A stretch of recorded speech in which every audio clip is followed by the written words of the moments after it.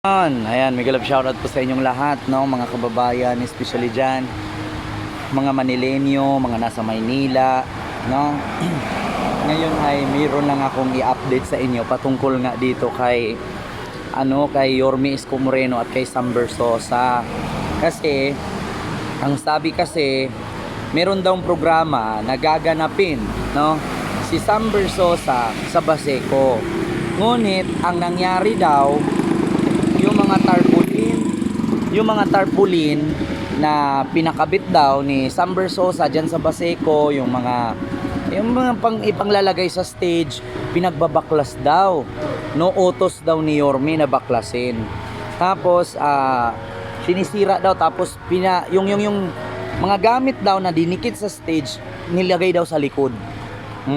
Sinira daw, hinarang daw ni Yorme Isko Moreno ang programa ni Sam Bersosa na gaganapin sa Baseco.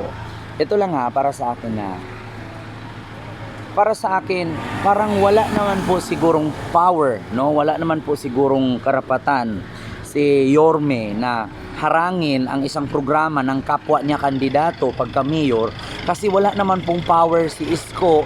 At si Isko po ay citizen lamang at hindi na po siya ang mayor, 'di ba? Kakandidato pa lang muli. Kaya sabi ko, wala pa naman po sigurong power si Isko na magaganon. Maliban na lang kung mga supporter ni Isko na ayaw kay Sam ang gumawa. Ganito wait lang. Ganito, gusto ko lang i-explain sa inyo Kapag ang tao or supporter na ang aayaw sa'yo at supporter na ang magtatanggal ng mga tarpaulin mo para sa gaganapin mong programa, wala ka pong magawa.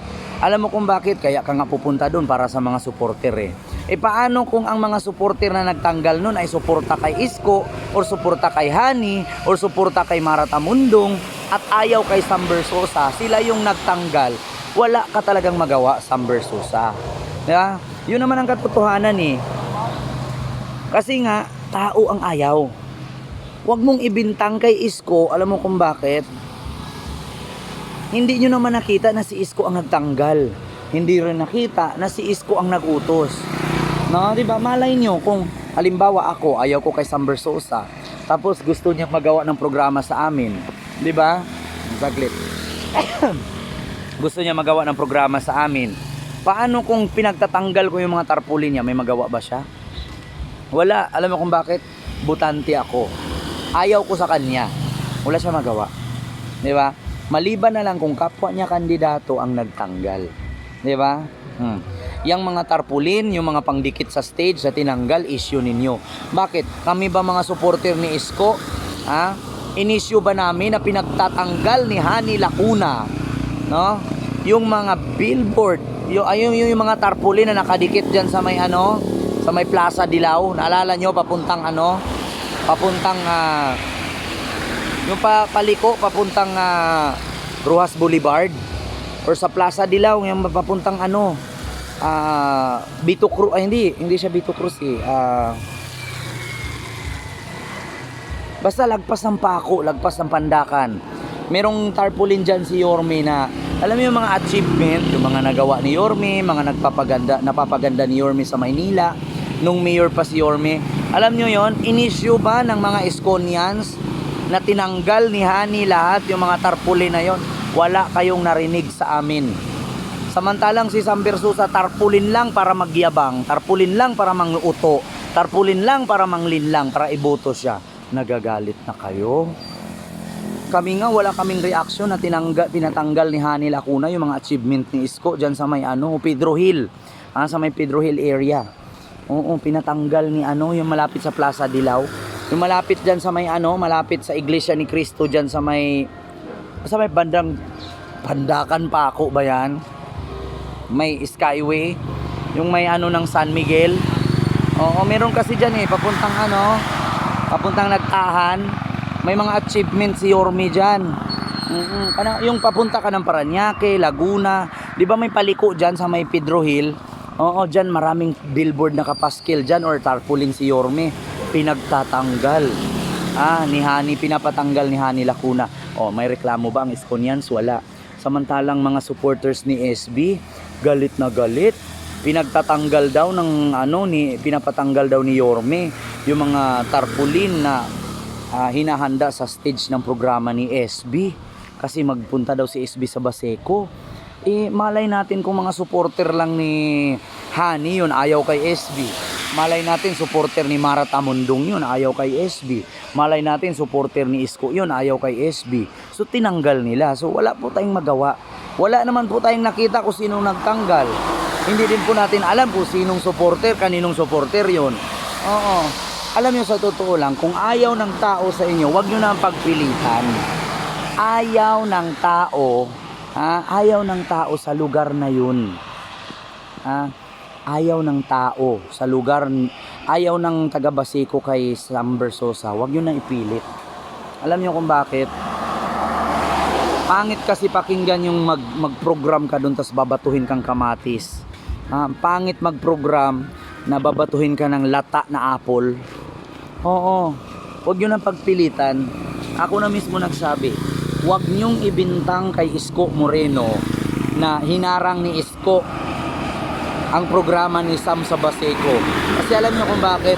Nagpapatunay lang na yung mga taga Baseco makayorme. Kayo na mismo nag-provoke. Kayo na mismo nag-provoke na yung mga taga Baseco ay solid Yorme. Kasi bakit si Yorme lang pagbintangan ninyo? Nandyan naman si Mara, nandyan naman si Hani. Kaya wag yung lahatin na mga taga Baseco supporter ni Yorme. Malay nyo may kay Hani dyan. Malay ninyo may kay Mara Tamundong dyan. Tapos magpo-post kayo sa Facebook. Pinagbabaklas. Oo, pinaikot-ikot pa daw, nililipat daw yung mga yung sa stage. Huwag kayong ganyan. Alam nyo kung bakit? Bintang kasi kayo ng bintang. Huwag kayong mamintang. Hindi lang po si Yorme ang kandidato ng Maynila pagka mayor. At hindi lang po si Yorme ang may supporter. Maskin si Hani, kahit walang ginawa sa Maynila yan, may supporter pa rin yan. Maskin si Mara Tamundong, kahit hindi ko kilala yan, may supporter din yan. Posible naman masero ang boto niya dyan. Kumusta naman yung mga kamag-anak niya? Kumusta naman yung mga kaibigan niya sa ibang lugar sa Maynila? Imposibleng hindi siya iboto. Mahirap kasi yung may kaibigan ka sa iba't ibang lugar, tapos hindi ka iboto, plinastic ka lang. Ganun yun. Kaya huwag nyo ibentang kay Yorme. Kasi pinuprovoke nyo agad na ang mga taga Baseco, supporter ni Yorme. Paano na si Hani? Paano na si Mara? Paano na si SB? Kung pinoprovoke ninyo na ang mga taga Baseco ayaw kay SB, huwag na kayo pumunta pala. Bakit? Supporter na pala ni Yorme yan eh. Diba? Anong gagawin ni SB dyan sa mga lugar na ayaw nga sa kanya ng tao? Baka ano pa mangyari sa kanya, batuhin pa siya buhangin, mabulag pa siya. Diba? Huwag na siyang pumunta. Pinapahalata lang kasi ng mga tao na ayaw sa kanya. Kung pinagbabaklas man ang tarpaulin dyan ni SB sa Baseco, huwag nyo nang pilitin pumunta ng Baseco. Binaklas na nga eh. Pupunta pa kayo. So, for what? Diba? Ganun lang kasimple. Ayaw ng taga Baseco sa inyo, huwag nyo nang ipilit yung mga sarili ninyo. Ayaw ng mga supporter ng taga Baseco sa inyo, huwag na nyong ituloy, mapapahiya lang kayo. Yun lang. Huwag nyo ibentang kay Yorme. Hindi lahat ng mga taga Baseco supporter ni Yorme. Yung iba dyan, supporter ni Hani at ni Mara. Diba? So yun lang. Maraming salamat and see you next vlog. God first and thank you. Mag-ingat po kayo palagi kasi may bago na naman pong bagyo.